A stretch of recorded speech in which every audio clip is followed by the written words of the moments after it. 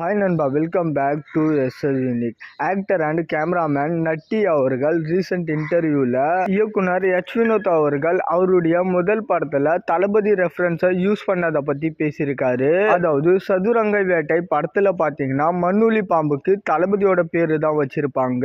இளைய தளபதி விஜய் தாக்கப்பட்டாரா, அவரோட மார்க்கெட் எத்தனை கோடி தெரியுமா அப்படின்ற மாதிரியான டைலாக்ஸ்லாம் வரும். ஸோ இந்த ஒரு விஷயத்த புலி படத்தோட ஷூட்டிங் பார்ட்ஸில் நட்டி அவர்கள்கிட்ட தளபதி கேட்டாராம். அதாவது புலி படத்துக்கு நட்டி அவர்கள் தான் கேமரா பண்ணியிருப்பாரு. ஸோ அந்த டைமில் என்னோட நேமோ உங்களோட படத்துக்கு வச்சு கலாச்சிருக்கீங்க போல அப்படின்னு தளபதியே கேட்டாரு. நானுமே அது இதுன்னு சொல்லிட்டு மழுப்பி பார்த்தேன். பட் உடனே தளபதி எனக்கு ஒன்றும் அதில் பிரச்சனை இல்லை, பட் அந்த மாதிரி வைக்கணும்னு யார் யோசிச்சது அப்படின்ற மாதிரி கேட்டாரு. எச் வினோத் அவர்களுடைய ரைட்டிங்லேயே இருந்துச்சு. அண்ட் அதை ஷூட் பண்ணும்போதே எங்கள் எல்லாருக்குமே ஒரு டவுட் இருந்துச்சு, இது சரியா வருமா இல்ல தப்பா எடுத்துப்பாங்களா அப்படின்ற மாதிரி. பட் இப்போ ஷூட் பண்ணிக்கலாம், அதுக்கப்புறம் தப்பா இருந்துச்சுன்னா டப்பிங்ல மாத்திக்கலாம் அப்படின்ற ஒரு ஐடியால தான் அதை ஷூட் பண்ணி ட்ரெய்லர்ல வச்சோம். பட் ட்ரெய்லர் ரிலீஸ் ஆனதும் எல்லாருமே அதை பார்த்துட்டு நல்லா இருக்குன்னு தான் சொன்னாங்க.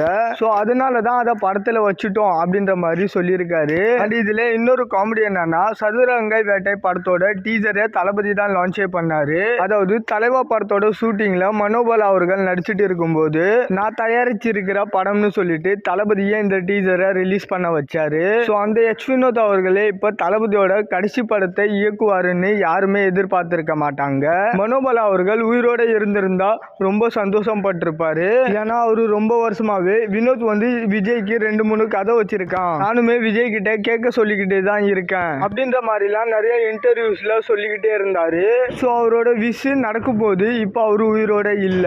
அண்ட் சதுரங்க வேட்டை படத்துல லைட்டா தளபதியை கலாய்க்கிற மாதிரி இருந்தா கூட தளபதி ஃபேன்ஸும் ரசிக்கிற மாதிரி செம்மையா இருக்கும். அதுவும் இந்த மாதிரி தரமான படத்துக்கு தளபதியை ஏதாவது ஒரு வகையில சின்னதா பயன்படுத்துறது சந்தோஷமா தான் இருக்கு. அண்ட் எப்படியும் ஜனநாயகன் படத்தோட ஷூட்டிங் பார்ட்ல எச் வினோத் அவர்கள் கிட்ட தளபதி அதை பத்தி கேட்டிருப்பாரு.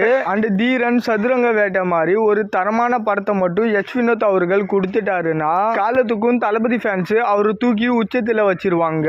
ஏன்னா ஆல்ரெடி ஏஆர் முருகதாஸ் அவர்கள் மேல தளபதி ஃபேன்ஸுக்கு ஒரு மிகப்பெரிய ரெஸ்பெக்ட் இருக்கு, அதே மாதிரி அட்லி மேலேயும் இருக்கு. அண்ட் ஜனநாயகன் வேற தளபதியோட லாஸ்ட் படம், சோ சொல்லவே தேவையில்ல.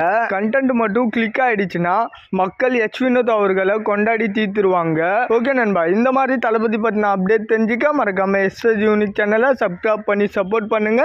நிறைய பேர் சப்ஸ்கிரைப் பண்ணாம வீடியோஸ் பார்த்துட்டு இருக்கீங்க, ப்ளீஸ் சப்ஸ்கிரைப் பண்ணி ரைட் சைடில் இருக்கிற பெல் ஐக்கானை கிளிக் பண்ணுறேங்க. இதோட வீடியோ முடிச்சுக்கிறேன். ஓகே, பாய்.